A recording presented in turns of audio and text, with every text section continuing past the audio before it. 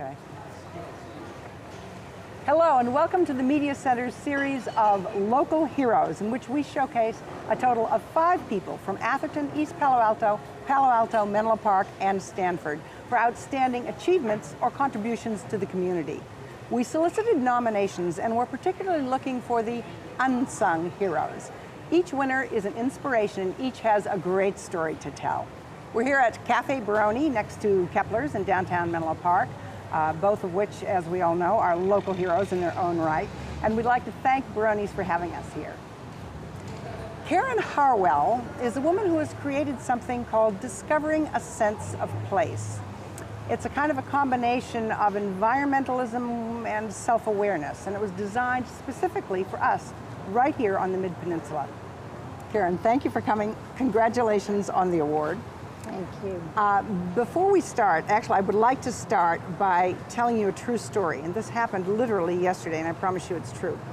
I was swimming over at Stanford, and in the locker room, I overheard a woman, acquaintance of mine, saying, you know, I've just started this program, and it's fabulous. It's this thing called A Sense of Place, and she was telling this friend of hers all about it, and I went over, and of course, it was your program. So clearly, you are touching a lot of people in a lot of ways. What is A Sense of Place? It's a program to enable people to reconnect with the natural world wherever they live.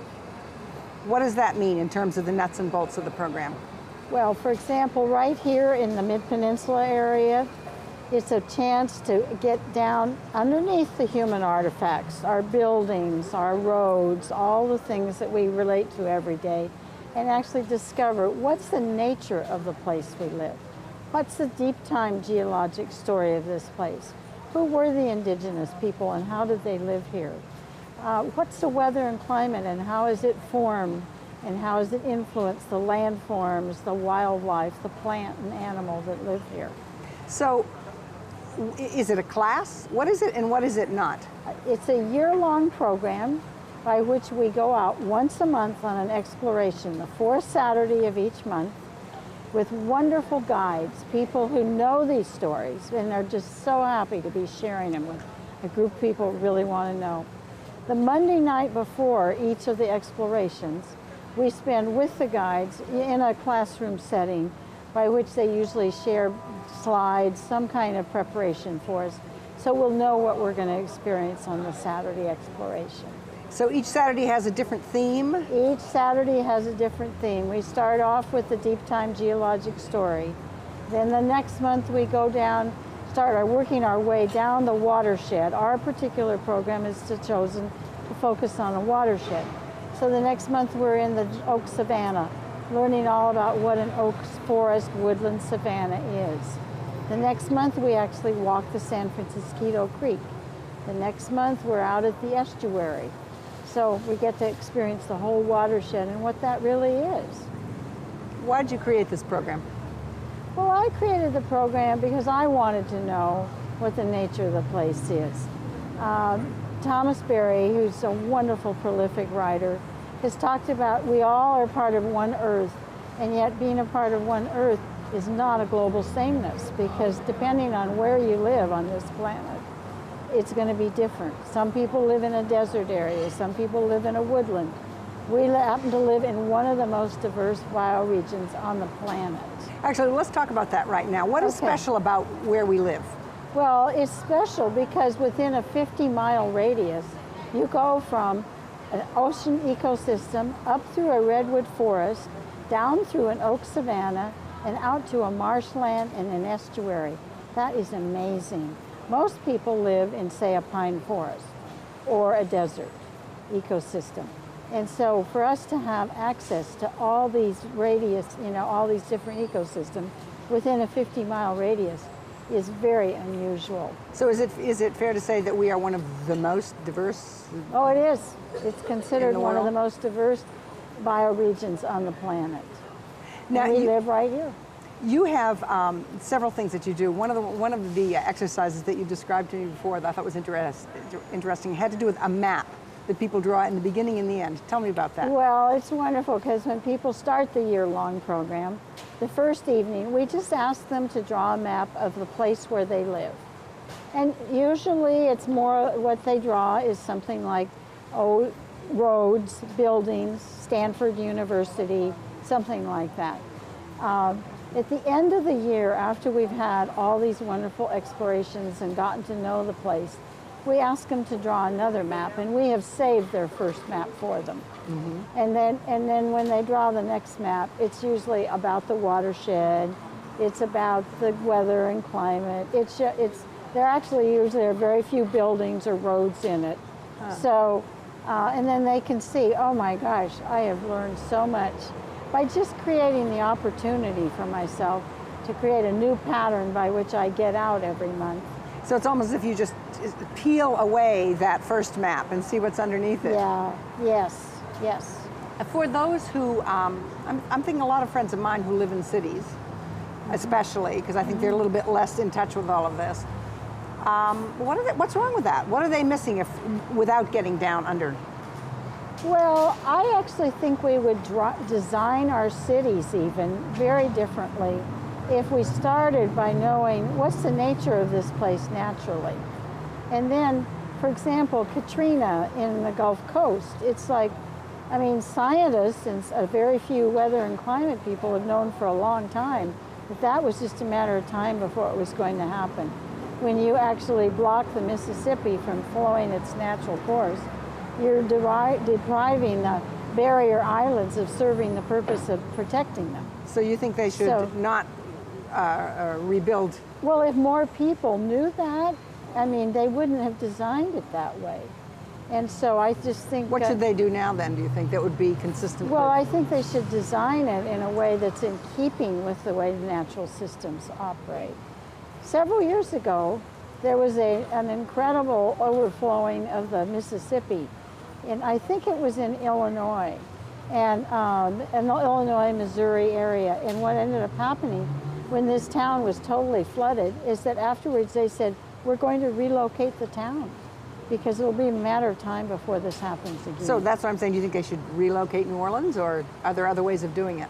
Well, I think that, I don't know necessarily, I think but people locally there should actually, who know the river, know the Lake Pontchartrain, know how all those systems work, but design according to how nature works. Well, you gave me, in fact, a really good parallel with San Francisco Creek here. Tell me about that and about the flooding and what you think should be done with that here. Well, that's another example that we've learned, and this is our 5th year of the program, and so we've had the opportunity to be with some wonderful guides. And one of the things that we've learned through this is if you go to the upper watershed of the San Francisco Creek, up in Huddard Park, West Union Creek, and all the wonderful little feeder creeks that end up forming the San Francisco Creek. Up there, the creeks are more natural, so they're not always cleaning them out. But what that provides is a wonderful opportunity for pools to form, so the salmon actually can hatch and lay their eggs. And so, and it would slow the creek. If we had those all the way down, it would slow the creek. And then instead of spending the money to clean up, which is an enormous cost after the fact, use that money proactively to say, where are the places it naturally overflows? And buy up those homes, let people get their money and relocate, and then let the creek slow itself all the way down by overflowing where it naturally overflows. And is that just so unpopular that it's never going to happen? Well, I think that it's a matter of educating, and as people are informed of this, there's a lot of like, oh, I didn't even know that was a possibility. Oh, we could do that? Mm-hmm. Oh, that's a good idea. So I think it's just a matter of educating and communicating. But when you go with a wonderful guide like we've been able to, and you actually walk the whole creek and see all the possibilities, you say, oh, well, of course we'd do something like that. So it has much larger policy implications than just the personal. Oh, yes. Now, what about on the personal level? What's the self-awareness that people get from this? Well, I think there's many, but one of them is that people have said over and over, when the day ends, I feel so restored. It's like a day, once a month, you have a day off. There's no calls to be made, no schedules, no agendas. And you get to go out with wonderful guides who are so enthusiastic, and they actually guide us into getting to know that particular aspect of the bioregion that we live in. Another thing I would actually say personally is that Wendell Berry, another wonderful author, no relation to Thomas Berry, but just two very wonderful, informed people, he has a quote by which he says, "You cannot know who you are unless you know where you are." And we have had a number of people come to the program saying, "I'm not sure I quite understand what that means, but I knew it was true." Well, so what does it mean to you? Well, what it means is that we are a part of a community, an Earth community. We're not separate from it. And I mean, you'd never feel lonely again once you get to know the bioregion you live in, because you feel so much more related to the trees and the plants and the animals and the weather patterns. And I mean, it just makes your life so much more interesting.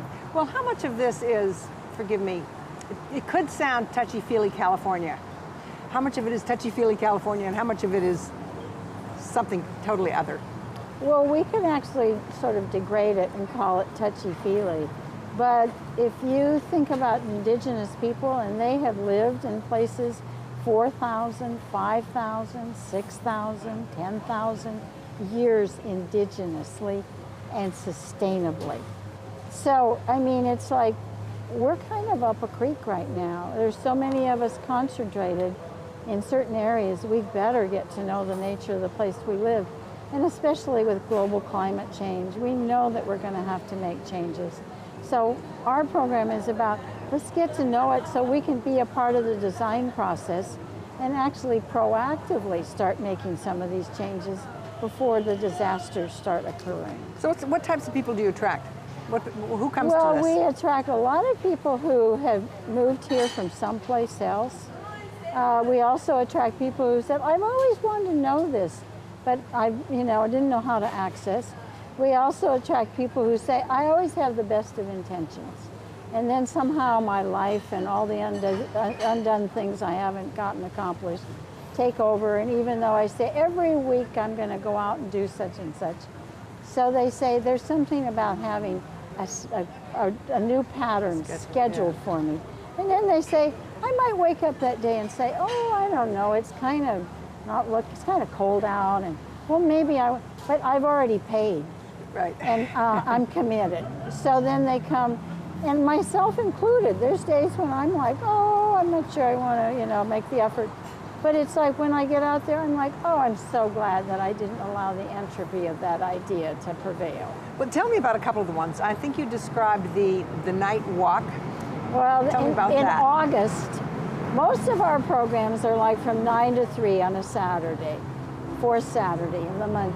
But in August, we start at 5:30 and we go up to Russian Ridge and we climb to the top of Laurel Hill.